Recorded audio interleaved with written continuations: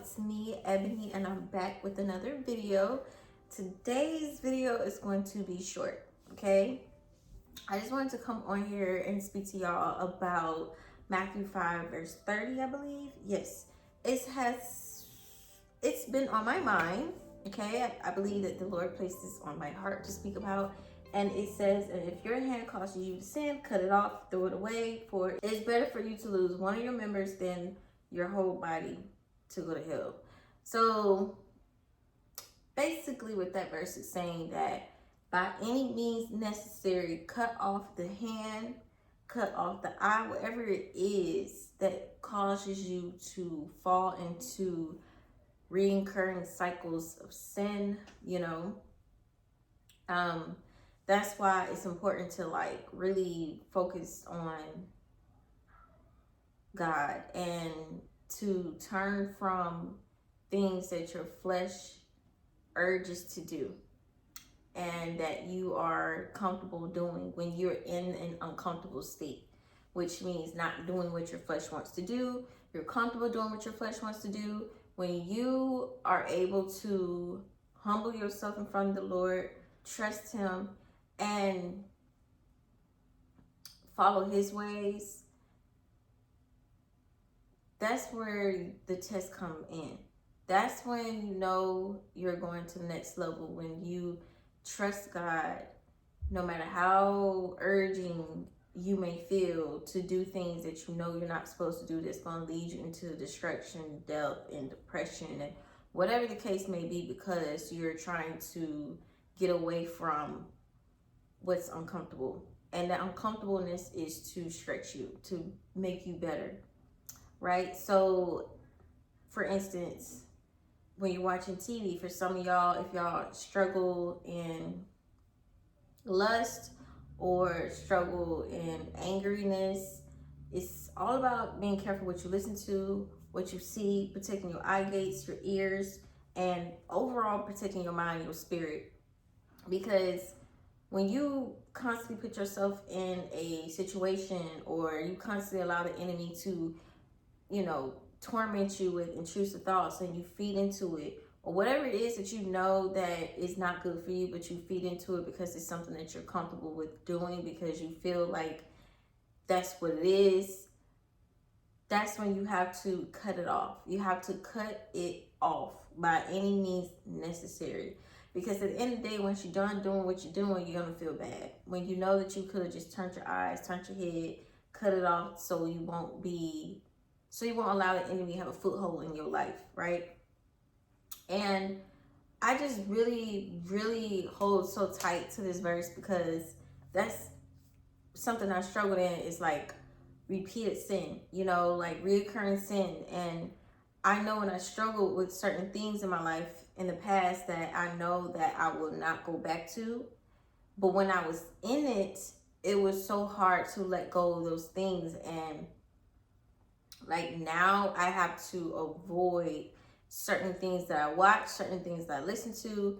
And as soon as I hear or feel intrusive thoughts coming in, I have to go to God every day. I have to read the word every day to renew my mind, to keep me on the path that I know God wants me to be on, that I know is good for me, and that's for you as well. Because when you don't arm yourself up and renew your mind every day, it's so easy to go back into willful repeated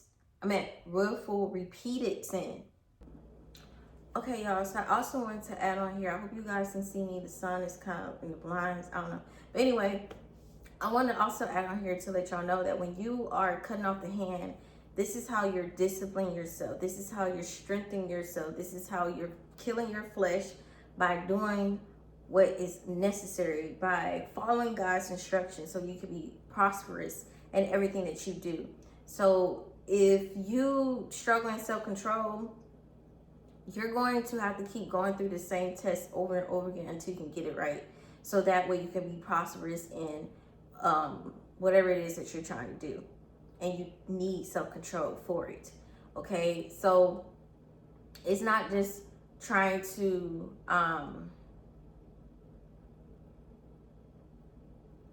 do things just because it's good. but it's also renewing your heart, renewing your mind to become the person that you ought to be, and to bring that peace that surpasses all understanding.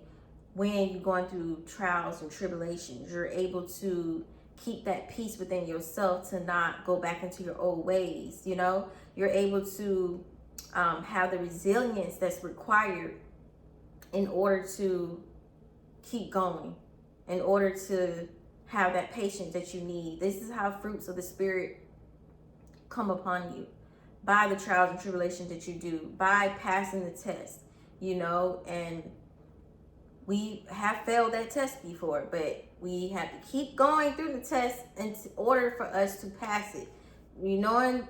By failing that test, you know how you felt. You didn't like how you felt. By failing that test, you know the outcome of it, okay?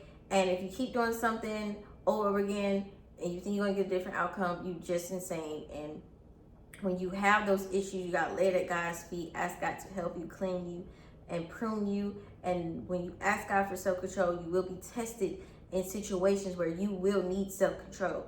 When you ask God to have patience, you will be tested in situations where patience is required. When you ask God to not go off on somebody, you will have people in your life that are difficult, okay? But it's to build you up, not to make you miserable, okay? And I just wanted to come on here and add it on here, so yeah. And I don't know about y'all, but I don't like feeling bad. I don't like feeling like, icky and just disgust or have anxiety or any of that stuff. Like, I do not like it whatsoever. And just for speaking for people, even if it's like anger, like if that's something that causes you to sin, like certain things that would cause you to sin, and especially when it comes to people's attitudes or something that irritates you, that gets you to be angry, you have to always know who you are in a situation. You cannot allow yourself to feel like you have to prove yourself to somebody, or you have to prove yourself to a situation. You got to know who you are. Just because somebody says something about you that you don't like, or somebody spread a lie about you that you know that's not true, you have to know who you are at the end of the day and allow people to talk and feel how they want to feel. Because people automatically know how they want to feel about you by looking at you. You don't got to do nothing wrong. You can do everything right. They're going to still have their opinion about you. It doesn't matter. They already figured out how they wanted to treat you. They already knew how they want to think about you. So when someone try to come at you and try to manipulate you to argue with them, because they always expect you to argue with them, that's when you have to flip the switch and do the opposite of what they think that you're going to do. Because at the end of the day, people know what they're doing, okay?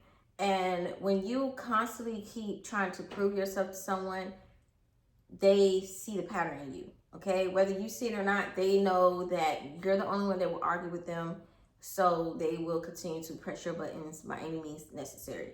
And you will continue to keep going through that test until you get it right, okay? Whether that's either arguing with people or you're in traffic. You may be mad at people in traffic or whatever the case may be. I'm guilty of that as well. When people cut me off in traffic, I was like, what the? You know what I'm saying? But then I had to realize, okay, I'm not going to see this person no more. I'm not going to allow this person to make me upset or mad. I just have to keep looking forward and know that I'm not going to be on the road for that long, because road rage is a real thing. Like, no, we're not about to upset ourselves. We're not about to try to prove ourselves to nobody. You got to know who you are and love who you are. Know what God says about you, because at the end of the day, that's their perspective. They're not paying your bills. They're not doing nothing for you, okay?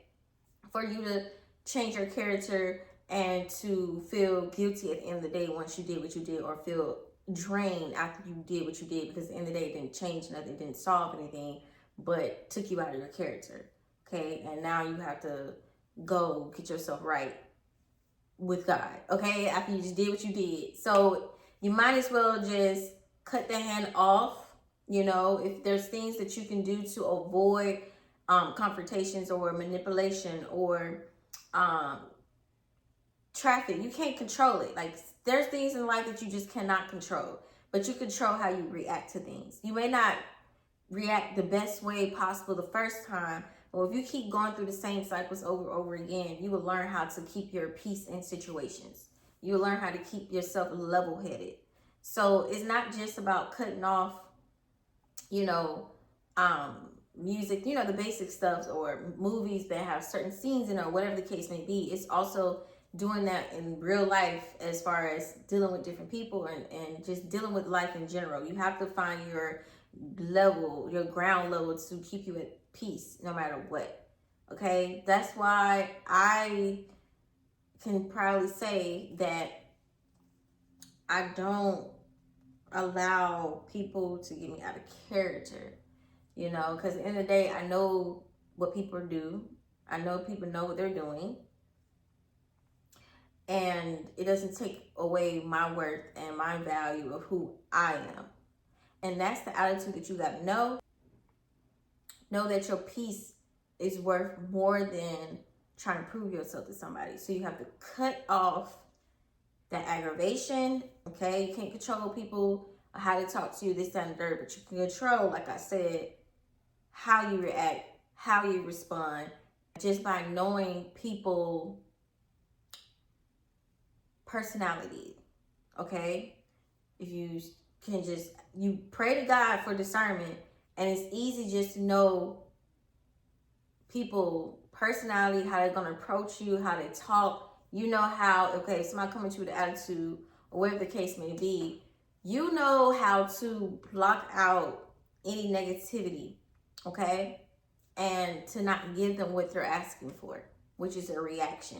When you don't give somebody a reaction, they get madder. But they ain't got nothing to do with you. You have no control over how they feel about you in the day. But that's all I really want to come on here to say, y'all. Like, it's just simple as that. Cut off the hand that irritates you. Cut off whatever it is that's going to disrupt your vision and keep you from sin. Cut it off. Anything that will cause you to sin, cut it off, because at the end of the day, it's not worth it. Okay, pass the test. Pass the test. Is going to test you every single time, but you got to keep passing the test. You got to keep doing what you got to do to keep your head leveled. Okay, and that is all, y'all. That's all I want to come on here and talk to y'all about, just to keep your focus on God and cut off the hand. Yeah, so yeah, I will see you guys next time.